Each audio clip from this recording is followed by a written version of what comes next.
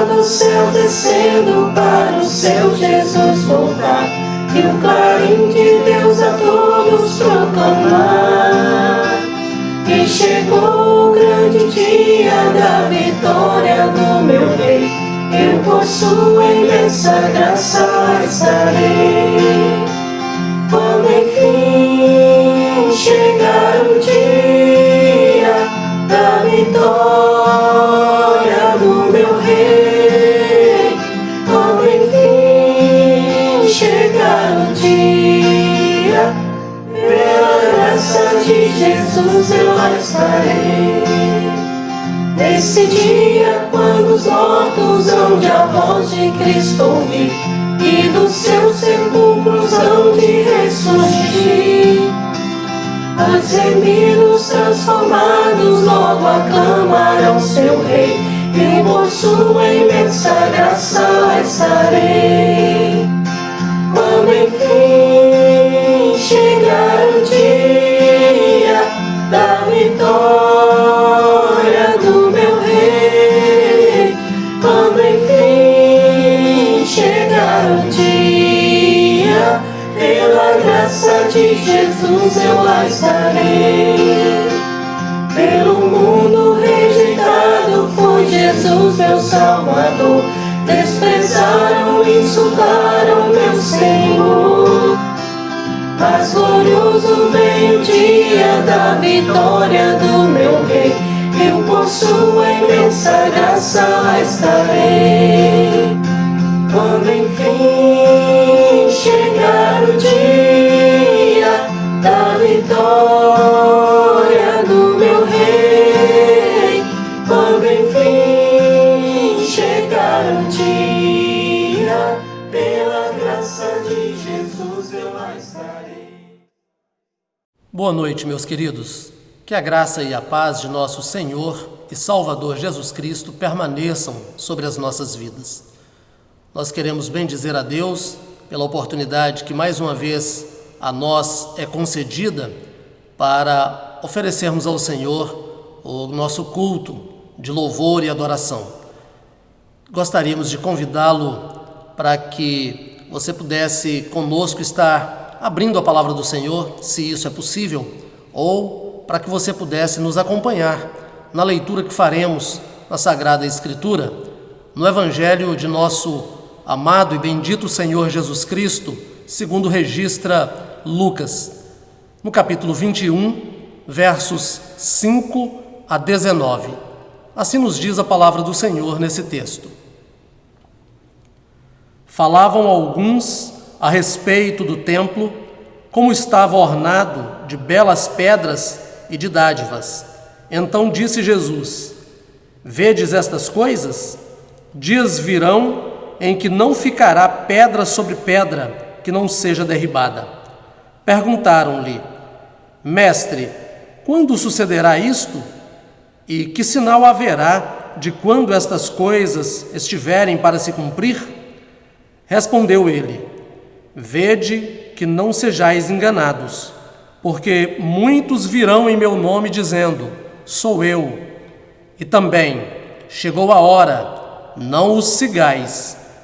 Quando ouvirdes falar de guerras e revoluções, não vos assusteis, porque é necessário que primeiro aconteçam estas coisas, mas o fim não será logo. Então lhes disse: Levantar-se-á nação contra nação e reino contra reino. Haverá grandes terremotos, epidemias e fome em vários lugares, coisas espantosas e também grandes sinais do céu. Antes, porém, de todas estas coisas, lançarão mão de vós e vos perseguirão, entregando-vos às sinagogas e aos cárceres, levando-vos à presença de reis e governadores por causa do meu nome. E isto vos acontecerá para que deis testemunho. Assentai, pois, em vosso coração de não vos preocupardes com o que haveis de responder, porque eu vos darei boca e sabedoria, a que não poderão resistir nem contradizer todos quantos se vos opuserem. E sereis entregues até por vossos pais, irmãos, parentes e amigos, e matarão alguns dentre vós. De todos sereis odiados por causa do meu nome, contudo, não se perderá um só fio de cabelo da vossa cabeça. É na vossa perseverança que ganhareis a vossa alma. Até aqui, oremos. Senhor nosso Deus, Deus de poder, Deus de sinais, de prodígios, Deus de maravilhas, Deus detentor do controle, do governo, soberano sobre os céus e sobre a terra, criador de todo o universo, mantenedor e sustentador da vida. Ao Senhor tributamos a honra, a glória e o louvor. Queremos, ó Pai, expressar a nossa gratidão porque nos concedes esta ocasião, quando, mesmo distantes uns dos outros, no mesmo Espírito, temos a liberdade para oferecermos ao Senhor o nosso culto de louvor, a nossa adoração, e nós pedimos ao Senhor que, para tanto, o Senhor nos oriente, o Senhor nos dirija através do Teu Espírito Santo, para que tudo quanto ao Senhor oferecermos possa agradar, possa satisfazer ao Senhor na beleza da Tua santidade. Queremos, Deus, agradecer-te porque o Senhor nos tem guardado do mal e em meio a tudo que a terra tem sofrido, especialmente em meio a esta pandemia, o Senhor tem guardado o Teu povo, o Senhor tem preservado a nossa saúde e a nossa vida para o louvor da Tua glória. Queremos, ó Senhor, clamar-te, vem falar ao nosso coração através da palavra lida e de sua exposição, segundo a Tua vontade livre e soberana.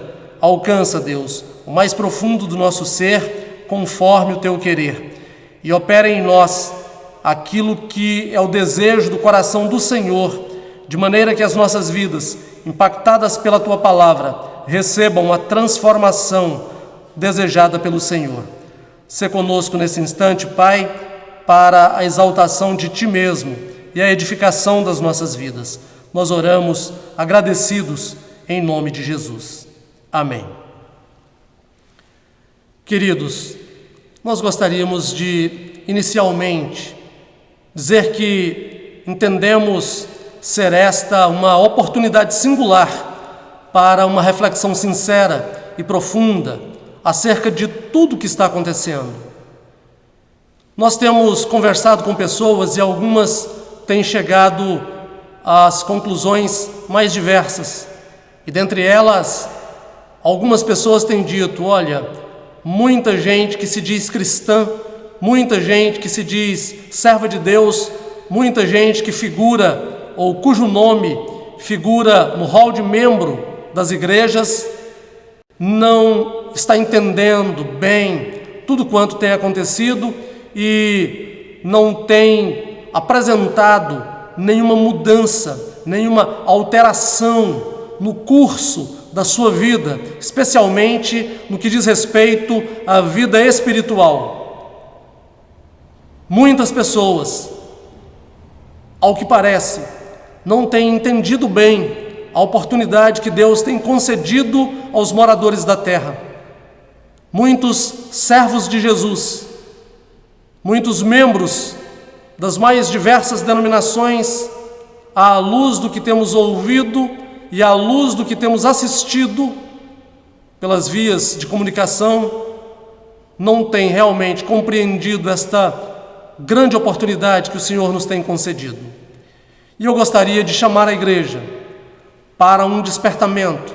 Gostaria de propor a cada um dos servos do Senhor que nesse instante nos acompanha, nos assiste, nos vê, nos ouve. Gostaria de propor então a cada um de vocês, meus diletos e amados irmãos, que nós pudéssemos, em coro, a uma, fazer essa reflexão, pudéssemos pensar em tudo o que tem acontecido, para não perdermos a oportunidade que que o Senhor certamente tem concedido ao seu povo. A igreja tem sido chamada pelo Senhor à vigilância. Nós temos vivido muito acomodados no nosso tempo. Certa vez, um servo de Jesus, durante um culto, perguntou ao pregador se a igreja do nosso tempo fosse perseguida, ela seria melhor?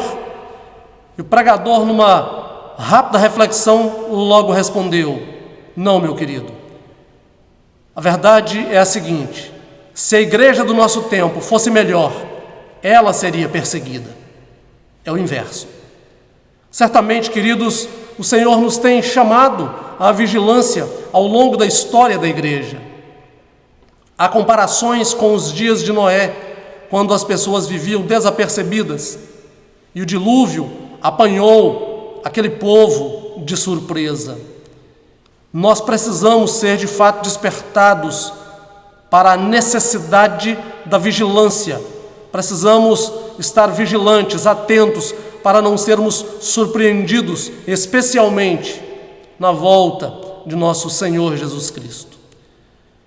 Quando olhamos para o texto que lemos, que percebemos é a narrativa acerca dos fatos que aconteceriam no período compreendido entre a primeira e a segunda vindas de Jesus Cristo, nosso Senhor. E, não obstante esse registro por Lucas, nós encontramos também textos correlatos, textos paralelos em Mateus e em Marcos, e por assim dizer, nos evangelhos sinóticos. E notamos que Jesus está na sua última semana, quando profere estas palavras proféticas. Última semana de vida aqui na terra, última semana antes de ir à cruz. Queridos, com base no texto que nós lemos e talvez até mencionando algo de algum dos outros evangelhos que trazem o mesmo relato, com algumas diferenças, com alguns acréscimos ou decréscimos, com base então no texto lido, nós gostaríamos de estar falando nesta noite abençoada sobre os sinais que antecedem a volta de Cristo. Precisamos estar atentos. Por que os sinais que antecedem? Por que não os sinais que antecederão? Porque nós vivenciamos o acontecimento, a manifestação de muitos deles. E com essa nossa proposta de reflexão à luz do texto que lemos, nós não temos a menor pretensão de estarmos sendo exaustivos. Até porque há mais sinais além dos que mencionaremos nesta oportunidade. Mas mencionaremos esses propositalmente, porque são sinais visíveis, sinais perceptíveis no tempo da igreja odierna ou no tempo da igreja de hoje. E à luz do texto, o primeiro sinal que nós perceberemos que antecede a volta de Cristo é o surgimento de falsos cristos, o surgimento de falsos pregadores, o surgimento de falsos profetas, de falsos apóstolos e o surgimento de falsos ensinadores do Evangelho.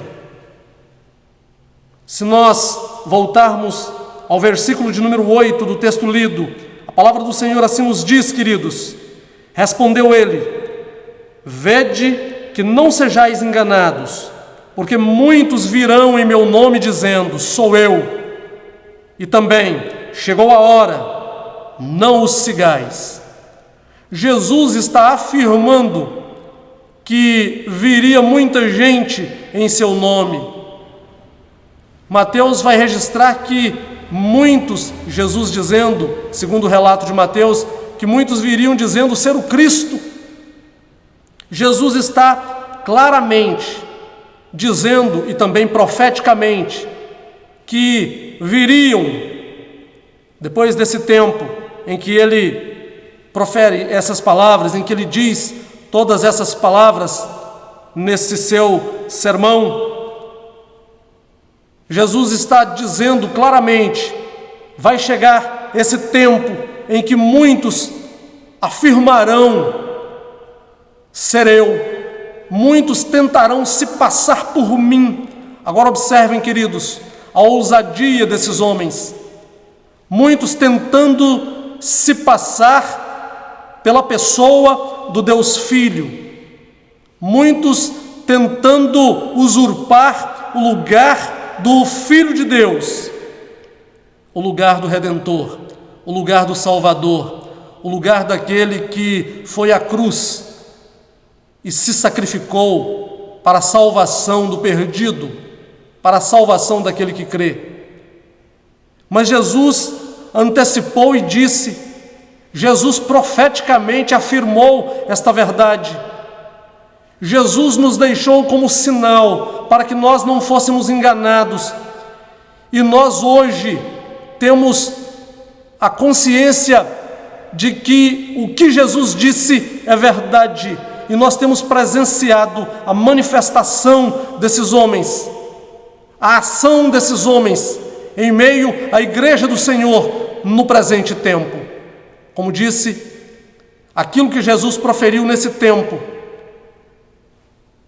era a respeito, e nesse texto, era a respeito de acontecimentos que seriam fatos entre a sua primeira e a sua segunda vindas.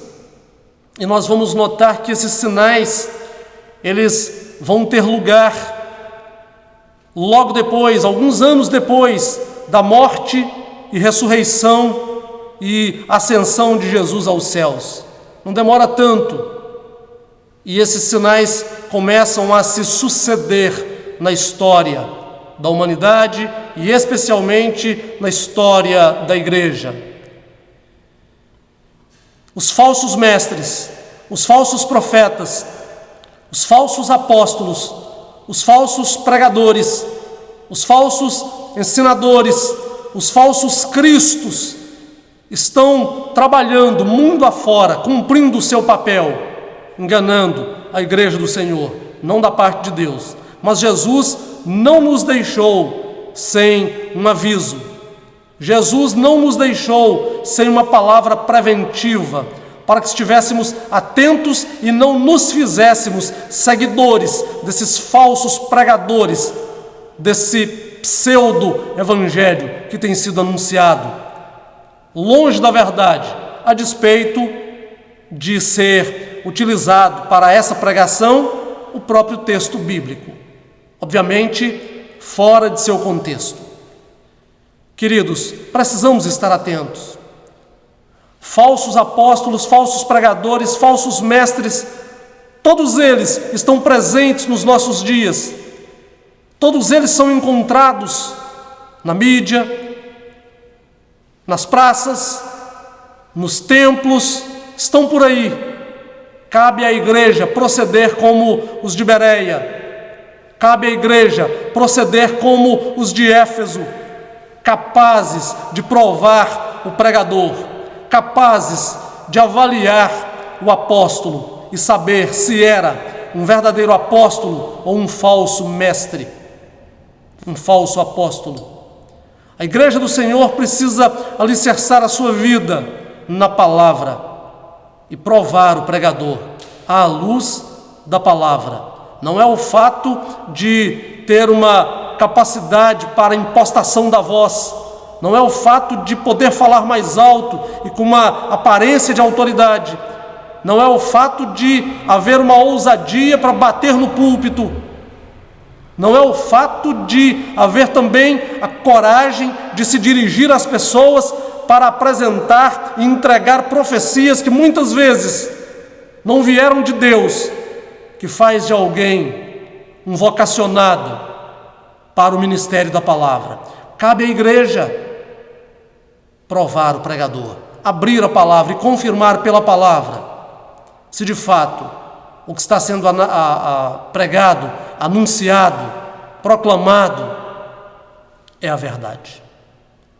Estejamos atentos. Jesus nos disse, eles vão chegar e vão dizer: sou eu sou o Cristo. Jesus disse que também chegariam e diriam: chegou a hora. Mas Jesus disse ainda: não os sigais. Não é para acompanhar, não é para se fazer seguidor, nem discípulo dessa gente.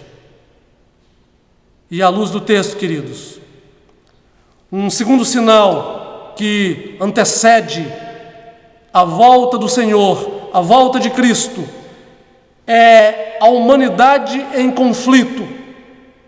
Jesus disse que a humanidade estaria em conflito, num conflito absoluto. Observemos, queridos, os versos 9 e 10 do texto lido.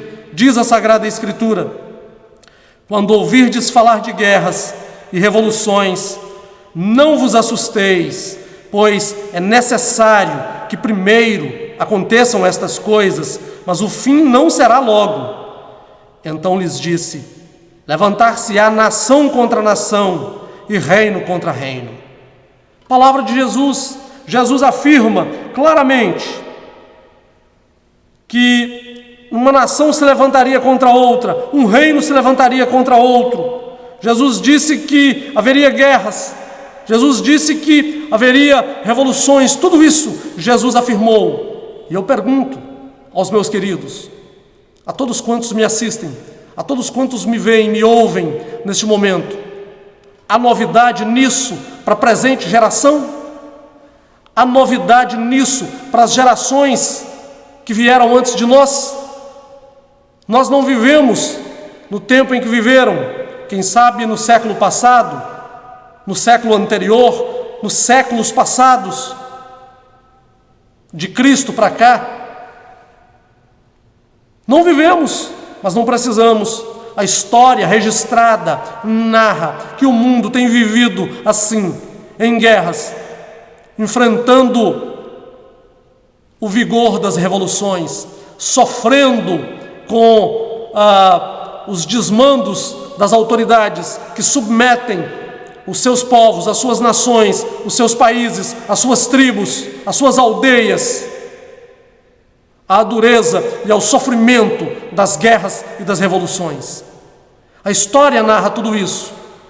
E qual é o dia que nós temos vivido? No presente tempo, no presente século, no terceiro milênio, em que toda a terra esteja em paz absoluta, gozando a shalom de Deus. Não há um dia em que pelo menos uma contra outra nação não esteja em guerra, não estejam pelejando por algum interesse que talvez nós até possamos não conhecer, mas há sempre nações em guerra no nosso tempo. No tempo em que essa verdade foi registrada, havia paz. Devemos nos lembrar: o império que dominava era o Império Romano, e a Pax Romana imperava nesse tempo. Havia paz, ou pelo menos uma ideia de paz naquele tempo. E Jesus está dizendo que chegaria esse tempo em que eles ouviriam falar de guerras, ouviriam falar de rumores de guerras, ouviriam falar sobre revoluções. Jesus disse também que nações se levantariam uma contra a outra, reino se levantaria contra o outro. Para eles, naquele momento, tudo isso poderia ser desconhecido, porque viviam essa ideia presente na Pax Romana. Mas se nós percebermos, no ano 70 depois de Cristo, Jerusalém é invadida, o templo é destruído, a igreja é perseguida, vai ocorrer a dispersão dos judeus, a diáspora, e de lá para cá nós vamos é só procurar na história. Nós vamos encontrar guerras sempre, revoluções sempre, nações contra nações, reinos contra reinos. Tudo isso que Jesus disse, tudo isso que o Senhor pré-anunciou, profetizou, tem acontecido. E vem se sucedendo do ano 70 para cá, até os nossos dias. Nada é novidade e nada é palavra que não possa ser comprovada e confirmada por quem quer que seja. Jesus disse a verdade. Jesus pavimentou a estrada que nos levaria ao encontro com Ele na sua segunda vinda. De fato, deixou sinais evidentes, sinais cristalinos. A igreja não vai poder reclamar. A igreja não tem o direito de dizer que foi surpreendida naquele dia. Jamais poderíamos alegar a surpresa, porque Jesus sinalizou claramente para todos nós. Ele fala do surgimento de falsos cristos, de falsos mestres, mas fala também sobre os conflitos em meio aos quais estaria a humanidade nesse tempo que antecede a sua vinda. Um terceiro sinal que antecede a volta de Cristo, à luz do texto, é o aparecimento de eventos extraordinários. Se nós observarmos no verso 11, Jesus fala do surgimento desses eventos extraordinários. Diz a palavra: haverá grandes terremotos, epidemias e fomes em vários lugares, coisas espantosas e também grandes sinais do céu. Meus amados, nós notamos claramente nos nossos dias, no nosso tempo, e mais uma vez, recorrendo à história, ao registro histórico, nós encontraremos facilmente tudo isso que Jesus falou, ao que temos chamado nesta oportunidade de eventos extraordinários, quais sejam. Eventos que não ocorrem diariamente, eventos que fogem, que escapam ao ordinário, ao que é presente todos os dias, ao que é comum na vida do povo. Jesus fala de eventos assim, eventos que surpreendem as pessoas e ocorrem vez por outra, ocorrem como fato extraordinário. Diletos, notemos para início no verso 11, o Senhor disse, haverá grandes terremotos. Terremoto é algo com o que o homem não é capaz de conviver. Não dá para conviver com um terremoto todo dia. Se houvesse terremoto na minha e na sua cidade, todos os dias, provavelmente nós correríamos o risco da morte diariamente. Ninguém pode suportar aos terremotos e sair ileso. Provavelmente, se houvesse terremotos diários na nossa cidade, teríamos o risco de já termos sido sucumbidos há muito tempo. E, na verdade, tem acontecido terremotos diariamente no planeta, não apenas em um lugar. Centenas de terremotos são registrados diariamente, em maior ou menor grau. Tremores de maior grau ou de menor grau, mas tremores diários têm acontecido. E vez por outra, acontece um terremoto que causa uma destruição enorme, que ceifa muitas vidas e que impõe a populações inteiras o trabalho de recomeçarem a partir daquilo que sobrou, daquilo que restou, diante do grande tremor destrutivo e que deixa uma situação de caos absoluto instalada. Queridos, Jesus fala dessas coisas extraordinárias, não obstante os terremotos mencionados pelo Senhor na sua palavra profética. Ele menciona também as epidemias. Dias atrás estivemos pregando a respeito da pior das pandemias e que na nossa concepção é o pecado, mas falamos das epidemias registradas pela história, até chegarmos ao nosso tempo, quando a Terra enfrenta aquilo que tem sido considerado pelos especialistas como a pior das pandemias que o ser humano poderia enfrentar. Talvez não seja ela, de fato, tão letal quanto outras, mas ela contagia com muita facilidade e se espalha, se prolifera com muita facilidade. Uma pandemia horrível, um inimigo que o homem ainda não está preparado. Já estamos há meses lutando, mas o homem ainda não está pronto para esse combate. Não estava pronto no início e não está preparado agora, mas já está na luta, mesmo sem estar pronto. Só a graça de Deus, só o Senhor para capacitar-nos. Quantas vidas já ceifadas a esta altura, a este tempo. Mas Jesus havia dito que aconteceria epidemias.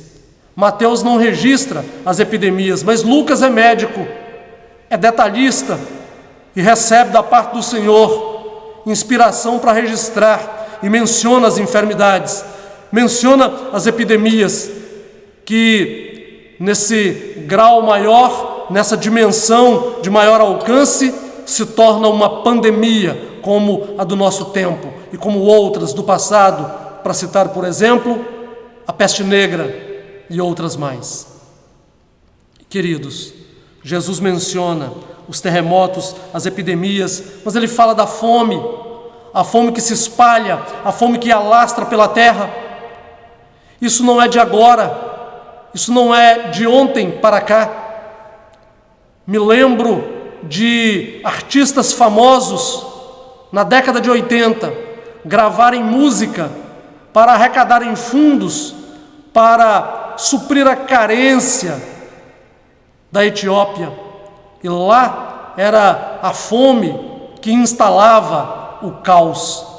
Pessoas que visivelmente estavam esfaimadas, pessoas que eram apenas a pele e os ossos numa visão simplória. Fome. A Etiópia, já na década de 80, experimentava uma fome terrível. Por que não dizer do Nordeste brasileiro? Mercê de Deus e bendito seja Deus, a nossa gente brasileira tem sido melhor assistida, mas já houve um tempo em que a fome assolava a nossa população nordestina. Uma lástima. O desejo é o de chorar por saber que tudo isso foi verdade num tempo muito próximo no passado. Populações que não cresciam e por essa razão hoje muitos ainda são mais baixos do que a média de altura da nossa pátria, da nossa gente, resultado da fome na região nordeste do Brasil. Jesus havia falado sobre isso. Sinal que antecede a volta do Senhor. Mas a fome não acabou. Como já disse, temos um povo hoje melhor assistido, mas ainda há miséria em muitos lugares do Brasil. Em muitos lugares. Me atreveria a dizer que em todos os estados brasileiros, incluindo o Distrito Federal, há gente abaixo da linha da pobreza, vivendo na mais absoluta miséria, falta de amor, que por sinal seria um outro sinal que antecede a volta de Jesus. E Mateus chega a fazer o registro. Nós propositalmente, me perdoem, não estamos falando desse sinal, mas é uma verdade, é uma realidade. A falta de amor tem levado as pessoas a não sentirem a dor do outro. Em última análise, falta em nós a capacidade, a sensibilidade para nos compadecer do próximo. Nós não conseguimos ter misericórdia. O nosso coração não sente a miséria alheia. Meus diletos, terremotos, epidemias, fome. E Jesus diz mais, ele vai dizer coisas espantosas e também grandes sinais do céu. Coisas espantosas é aquilo que causa o espanto, é aquilo que causa admiração. Dias atrás nós pudemos ver por noticiários e mesmo pela internet, eu disse noticiários, me refiro aos noticiários da TV e ainda na internet e outras plataformas de mídia, eventos sucessivos, muito próximos da gente. E, por exemplo, no litoral capixaba, mais precisamente numa das praias de Aracruz, uma nuvem diferente de tudo que já se viu, um rolo, como se fosse um rolo de algodão, que se deslocava, que se movimentava, mas que mantinha a sua forma. Algo extraordinário, algo espantoso, algo diferente. Nós vamos ver sinais no céu, sinais do céu, acontecendo mais frequentemente no nosso tempo. Alguns se apoiariam na ciência, e nós nos apoiamos na ciência, nos valemos também da ciência como bênção de Deus que é. Fé e ciência não são antagônicas nem paradoxais, não precisam ser inimigas, precisam caminhar lado a lado. Mas muitos, se apoiando na ciência e se desfazendo da fé, vão trazer explicação para tudo, para dizer que o que Jesus disse não é verdade. E quem é Jesus, afinal de contas, diriam ou perguntariam. Jesus é o Rei da Glória, é o Senhor dos Senhores, é aquele que pré-anunciou todos esses sinais, que profeticamente proferiu essas palavras. E todas elas têm que ser verdadeiras, porque elas são comprovadas. Tudo tem acontecido, tudo tem sido visível aos povos do nosso tempo. E para finalizarmos, um quarto sinal que antecede a volta de Jesus, a volta de Cristo, é a perseguição à igreja. E nós vamos notar essa afirmação que fazemos nos versos 12 a 17. Não releremos todo o texto, que é um pouco mais extenso, mas nos ateremos à leitura de alguns versículos. No verso 12, por exemplo: antes, porém, de todas estas coisas, lançarão mão de vós e vos perseguirão, entregando-vos às sinagogas e aos cárceres, levando-vos à presença de reis e governadores, por causa do meu nome. Jesus está falando da perseguição aos seus discípulos, da perseguição à sua igreja. A entrega desses discípulos às autoridades, para que pudessem ser julgados, para que pudessem ser condenados, para que morressem por causa do nome de Jesus, pelo testemunho de Cristo. Jesus mencionou essa perseguição à igreja, e uma das formas é a prisão, o cárcere, sem causa, sem motivo, só porque são seguidores de Jesus. Isso acontece no mundo inteiro, especialmente nas nações onde o cristianismo é proibido.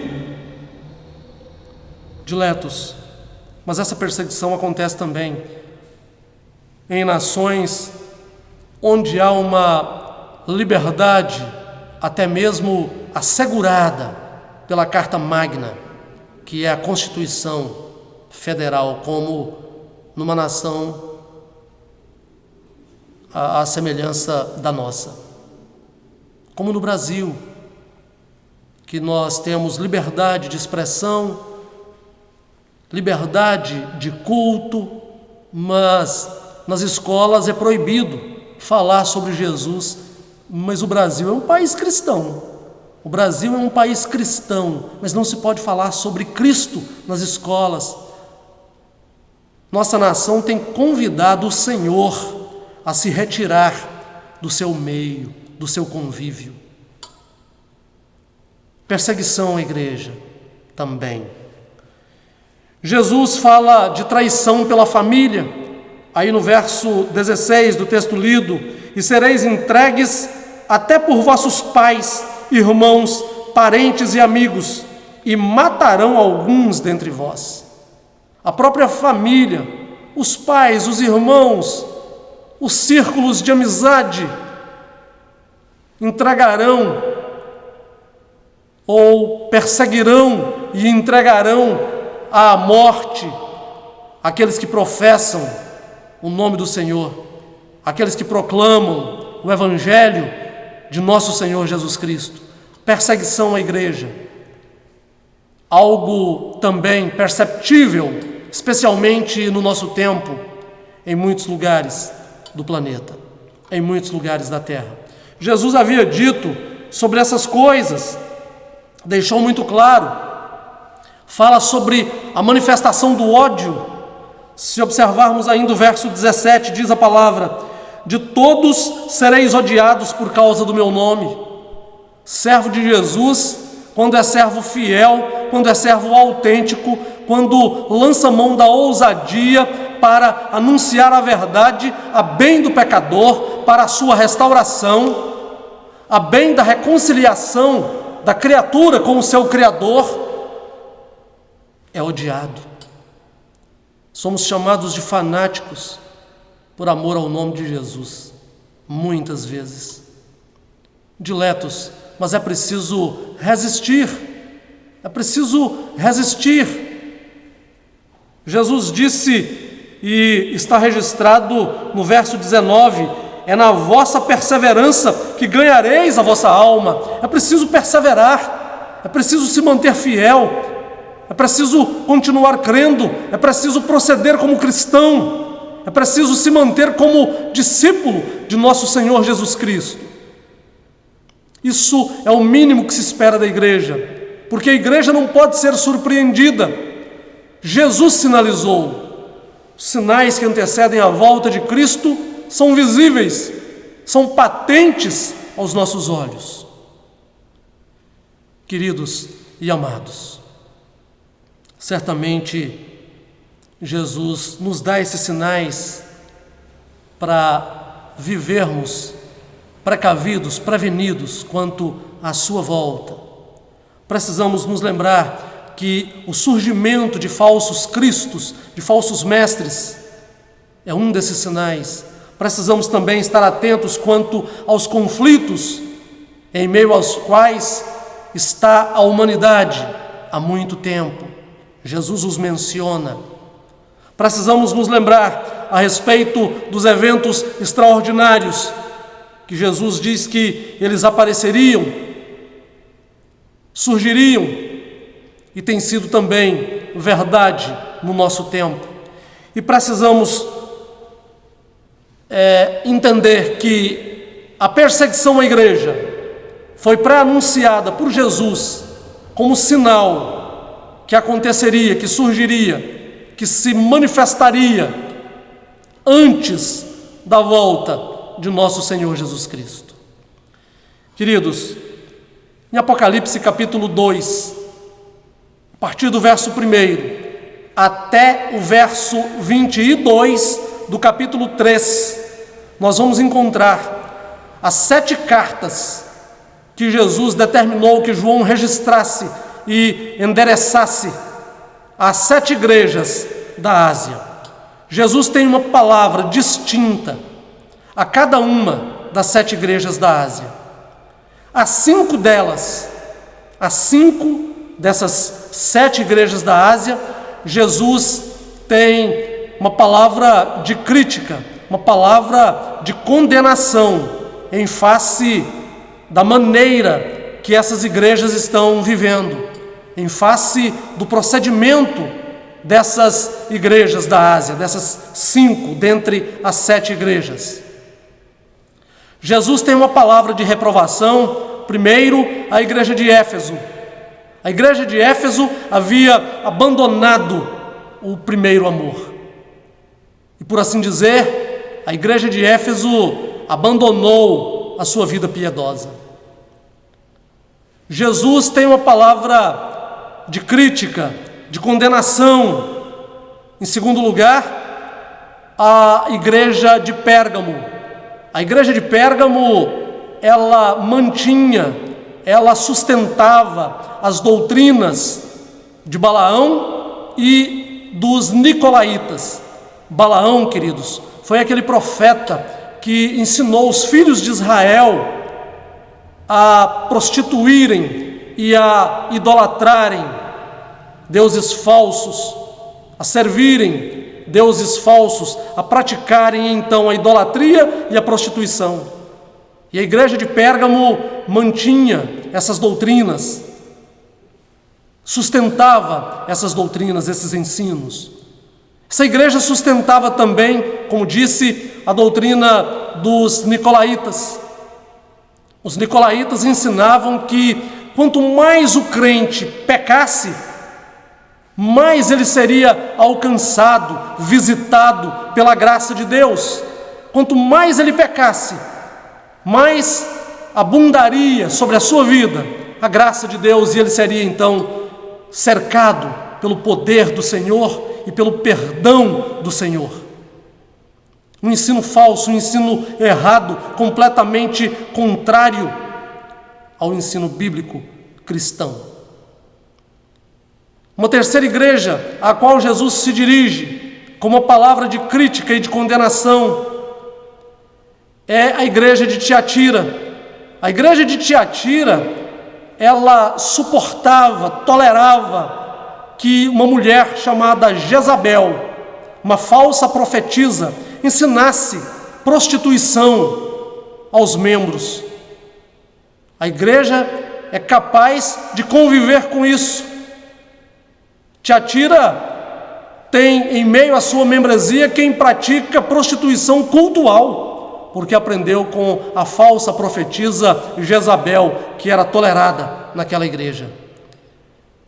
Além dessas três, uma quarta igreja a quem Jesus se dirige e condena nas suas atitudes e nas suas práticas é a igreja em Sardes. A igreja em Sardes tem nome de que é uma igreja viva, mas isso é falso. Ela estava morta. Era uma igreja sem integridade. E por fim, uma quinta igreja que é condenada pelo Senhor na sua palavra, na carta endereçada e encaminhada através de João, o apóstolo, segundo o registro do Apocalipse, é a igreja de Laodiceia. A igreja de Laodiceia é uma igreja que nem é quente nem fria. E Jesus diz que está a ponto de vomitá-la de sua boca, porque ela não era nem quente nem fria. Ela perdeu o seu vigor espiritual. Diletos, quando Jesus encaminha essas cartas a essas 7 igrejas, e dentre as 7 se dirige a 5 para dizer que tem um porém contra elas, Jesus não o faz com o propósito de encaminhá-las ao inferno, mas o propósito de Jesus, a intenção de Jesus é a de exortar aos seus servos para que eles corrigissem as suas vidas, para que eles pusessem em ordem a sua casa, para que eles se corrigissem em seu procedimento errôneo, equivocado e contrário à vontade de nosso Senhor. E eu quero dizer a vocês, nessa oportunidade, o Senhor chama a sua igreja com o mesmo propósito. Jesus nos exorta nesta noite, queridos, a usarmos esse tempo de pandemia, a esse tempo adverso, para fazermos uma reflexão acerca do que tem sido a nossa vida, do que tem sido o nosso procedimento diante dele, porque a sua volta é uma verdade. Os sinais que antecedem a vinda de Jesus têm acontecido diante dos nossos olhos. Isso atesta a veracidade da vinda de Jesus, porque muito antes disso tudo começar a acontecer, Jesus disse que aconteceria. E Ele vai dizer sobre cada um: olha, vai acontecer, mas ainda não é o fim. E Ele pré-anunciou muito antes do primeiro se manifestar. e todos estes que nós mencionamos têm ocorrido. Então, a volta de Jesus é verdadeira. Quando se dará? Não sabemos, não há um registro bíblico acerca da data, mas como dissera anteriormente, os sinais apontam para a verdade de que Jesus voltará e apontam também para uma proximidade, para quando não podemos afirmar, mas Mateus nos dá uma dica.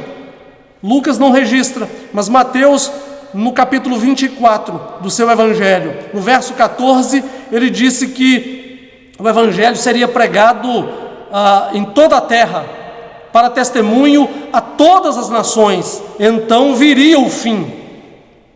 Quando o evangelho for pregado a toda a terra, para testemunho a todas as nações, então Jesus virá. Como o evangelho ainda não foi pregado a toda a terra, para testemunho a todas as nações, ainda há povos não alcançados, só podemos afirmar que a volta de Cristo está próxima, mas Jesus ainda não está voltando precisamente nesse momento. Nesse momento não.